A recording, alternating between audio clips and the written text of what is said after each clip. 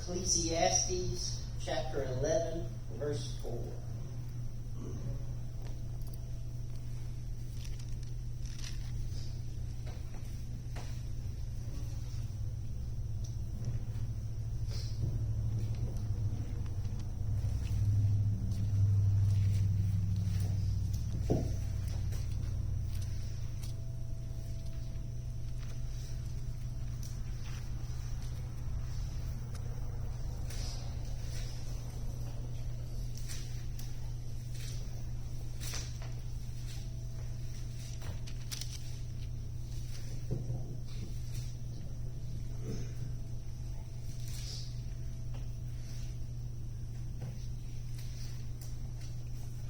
Alright, Ecclesiastes 11 and 4 says, He that observeth the wind shall not sow, and he that regardeth the clouds shall not reap. As thou knowest not what is the way of the Spirit, nor how the bones do grow in the womb of her that is with child, even so thou knowest not the works of God who maketh all. In the morning sow thy seed, and in the evening withhold not thine hand, for thou knowest not whether it shall prosper, either this or that, or whether they both shall be alike good. Alright, now, we've talked about this before. This is fairly familiar scripture. And here it says, He that observeth the wind shall not sow, and he that regardeth the clouds shall not reap. This is definitely an agricultural metaphor. And you're saying that if you wait for the perfect conditions to plant your garden, you won't end up with a garden, because there is no perfect conditions. There's no perfect weather. If you, like it says, if you wait for the wind to die down, then eventually there won't. It's going to be one way or another. If the wind dies down, then it's going to be too hot. And if you wait for the heat to cool down, then it's going to be too cold. Or one way or the other. There's always something that could be better. So if we're waiting for the perfect conditions to plant a garden, then we'll never have a garden. Okay? And like I said, this is a metaphor. So, whether it be doing a work for God, whether it be coming to God, or whatever the case may be, the fact is we shouldn't wait. Okay? We don't know how much time we have left. We've all lived enough life now. We've seen how short life can be. We've seen how quickly someone's life can get snuffed out. We've seen how accidents happen. We've seen how freak illnesses do things and all this thing. We don't know how long we have. Okay, so waiting for the perfect conditions is not good. Okay, I've heard a lot. I used to have friends back in high school that when I would talk to them about God, they'd say, "Well, I'm just going to wait until I'm on my deathbed, and then I'll give my life to God because I got a lot of life to live first." But you don't know that. You don't know that. You could walk out your front door, get struck by lightning, and never see it coming. You could walk out and get run over by a car. When I was younger, I had an old Mustang sitting in my front yard. Well, one morning, I got woken up out of my sleep because a police officer fell asleep at the wheel and ran off in my front yard and hit my car. Now, I could have never predicted that. I didn't know it was going to happen. That could have been me standing out there in my yard. Anything could happen. We don't know what's going to happen, but God does. And when God tells you to move, you got to move. You don't wait. You don't wait. Don't put it off. We teach about not procrastinating. What is procrastinating? It's when you keep putting things off until the right time, until you feel like it. I'm one of the world's worst at that. I'll do it when I feel like it. I don't feel like doing it right now. And then I never feel like doing it. And it never gets done. That's what happens when we wait. If we're waiting for something, for the perfect time, if God tells you go talk to somebody, go witness to that person over there, well, I'll wait till the perfect time. He's in a conversation right now. I don't need to ruin this conversation. Well, what's more important? His everlasting soul, his eternal soul, or that conversation that's probably about something stupid? I would say, when God tells you to move, move. Doesn't matter what's going on. Doesn't matter if it's not the perfect time. Doesn't matter if you're going to interrupt something. God tells you to move. God knows better than we do. God knows what's going to happen. God knows how long we've got. But we don't. You see, in that not knowing, we should move immediately. Immediately. Because, like I said, if we wait, we could lose our opportunity. You see, we are servants of the Most High.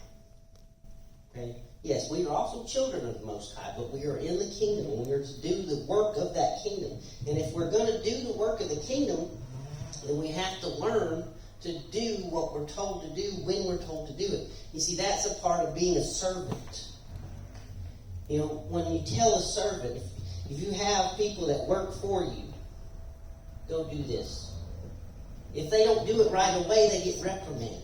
At work, when the lead man tells me, go mix your pot up and get ready to paint, if I stand around talking, guess what? He's going to yell at me because I didn't do what he told me to do when he told me to do it. Because, see, at work, we have to get things done in a timely manner because we have to get this stuff done so that tomorrow's stuff can move in. You see, and we can't procrastinate or else we won't get done. You see, it's the same thing with working with God. We don't know what God's got planned. We don't know what's going to happen in our lives, and much less someone else's life. So when God tells us to move, we've got to move. We've got to do the work that God tells us to do it when He tells us to do it. A lot of times we put things off and it doesn't get done. And we wonder, well, why is the world turning out the way it is? Why is the world out there so ungodly? Well, take a look at your own life and kind of give an example of that's kind of an example of how Christianity and the church has been working. God tells us, move. We say, well, I don't really feel like it right now, God, but when I get to feeling better, I'm on it. Go talk to that person. Well, I don't really know them that well, so give me a few days to get to know them, and then I'll talk to them. And then we wonder, like I said, why is the world turning out the way it is? It's because we keep putting things off, and then we don't do the work that God needs us to do. See, the title of my message today is Don't Wait. Don't wait. If we as Christians, and I would be teaching a salvation message here, if you feel a pulling for God to come to God, don't wait. But I imagine we're all past that point. Anyone listening on YouTube right now, God's leading you to come to Him, don't wait. But anyway, if God tells us to do something, if we feel the leading by the Holy Spirit, by anything, if we know what we need to move, we need to move then and there when God tells us to do it. See, God doesn't tell us, all right, I want you to do this Saturday at 4 o'clock. And then you have to wait for Saturday to get here at 4 o'clock. Well, 3 more minutes, and I got to do what God told me to do. No, that ain't how God works. God says, go do that. And we should go do it. Right then. It's just like I was talking about with my boss at work. When he tells me to do something, he doesn't mean for me to do it later on when I get to feeling better or when I'm ready or whatever the case may be. He wants me to do it then and there. Because, like I said, we have to get done in a timely manner. Just like in real life, when God tells us to do something, we don't know. That person may go meet his maker in the next few minutes. And if we don't move at that very moment, we'll miss our opportunity, and that person may miss their chance for salvation. And it falls on us because we put it off. We decided to wait. We decided that person's salvation is not as important as whatever it was that kept us from going over here, doing what we had to do. You see, it's important to move when we're told to move. It's important to not put things off. You see, a lot of times, Preston, he likes to put his homework And Mom would be like, we need to get your homework done, and we need to study for this test. And he'll, I don't want to do it right now. Let me do it later, blah, blah, blah. And I like to tell him, if you just do it, get it over with, then it'll be done, and you'll have the rest of the night to do what you want to do. But you argue, and you fight over it, and it takes all night, and then they're late going to bed. He's late going to bed because he kept putting it off and arguing about it. This whole night's been ruined. He didn't get to play any video games because he's arguing that he don't want to do his homework. Just do it and get it over with. Sometimes I have to take my own advice. If I just do it, it'd be done. I wouldn't have to worry about it no more. You see, that's what God's telling us right now. Stop waiting. We don't have that much time left. We don't know how much time we have left. But the end is drawing near. We're getting so close. And yet we still act like we've got plenty of time. We don't. And the fact that we don't know exactly how much time we've got should make us more urgent to do the things that God tells us to do. Because He's got a plan. And we're part of that plan. Believe it or not. You see, when a carpenter builds something, a lot of times we talk about how the carpenter did this and the carpenter did that. But that carpenter's worthless without his tools. We are the tools that God uses for the work that He does. And if we're holding back and procrastinating, it's just like the carpenter telling the saw, I need to cut that board. And the saw says, I don't really feel like it right now. But I'll get back to you. No, the saw doesn't do that. The saw doesn't talk back. The saw does what it does because it was made like that. We are the same way. We were made in the image of God so that we could work when God tells us to work. Just like tools. We're willing vessels.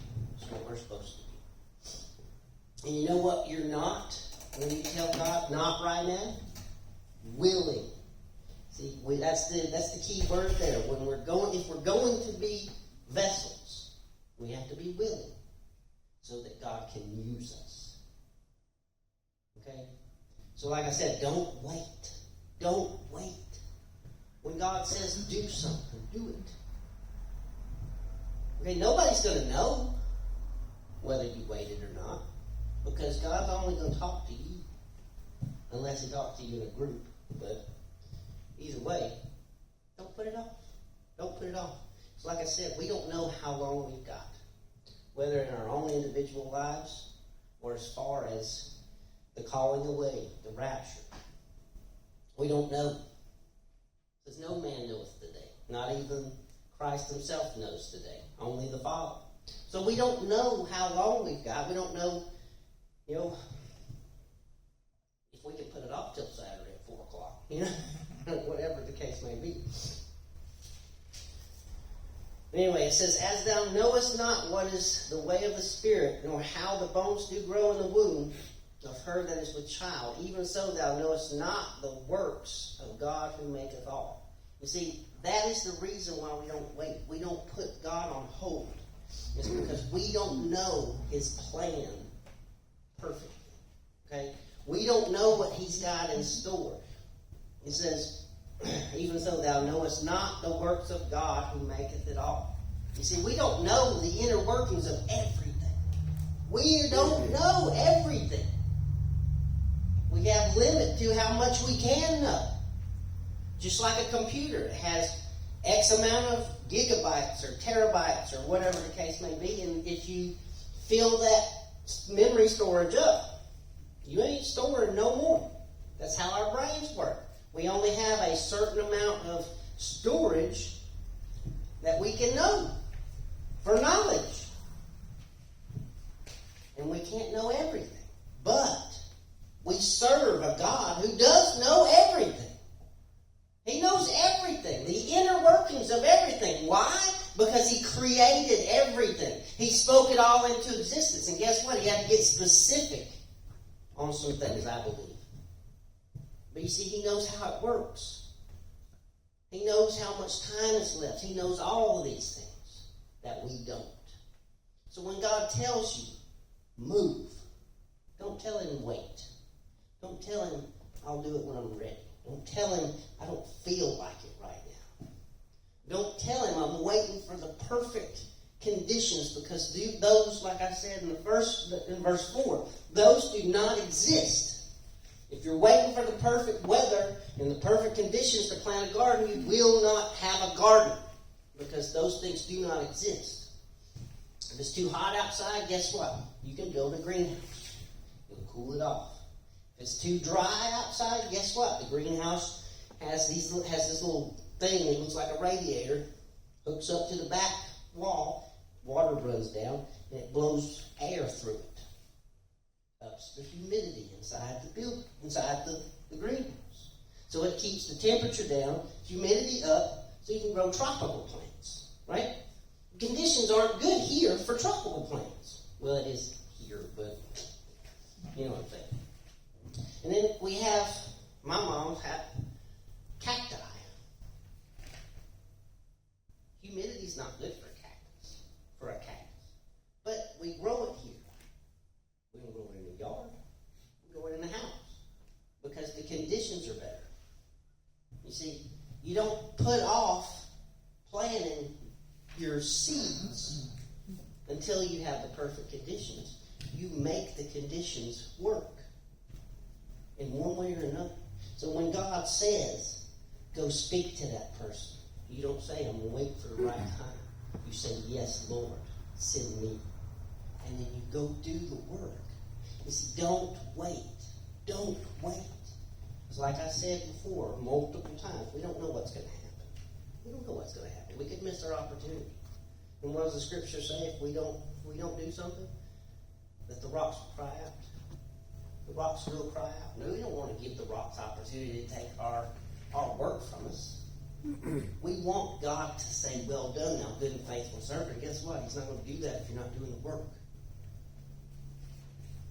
But we as humans, we have a bad habit of putting things off. Like I said before, I'm one of the worst. But we've got to learn that some things aren't going to wait. They're not going to wait for us. When God tells us that we need to work, sometimes there's things going on behind the scenes that we don't know about. Maybe you speaking to that person could clear some things up for him. Maybe he's waiting on you to say something to that person so that they can give their life to Christ. We don't know. We don't know these things. But God knows. And that's why He's telling you to move. It says, in the morning sow thy seed, and in the evening withhold not thy hand. For thou knowest not whether it shall prosper, either this or that, or whether they both shall be alike good. You see, we don't know. But we know that they will not grow. It says to sow the seed. And it says that we don't know if it's going to do good, if it's going to do bad, once we sow them. But we know that if we've got seeds in our hand, they will never grow. They have to be in the dirt, covered up. Okay, there has to be certain conditions for the seed to grow. A lot of seeds you have to germinate before you put them in the ground and get them started. But as long as we're withholding those seeds, waiting for the right conditions, they're never going to grow. Now, there's a possibility that you put these seeds in the ground and they could die right then, because the conditions may not be right in the soil. But that's one of the things that He told us we don't know, and it's okay to not know that. What are we supposed to do? Trust in God. See, when God tells us to do something, when God tells us plant this seed here, and we've got to trust God that He knows better than we do whether it's going to be good or it's going to die. You see, through our lack of knowledge in certain things.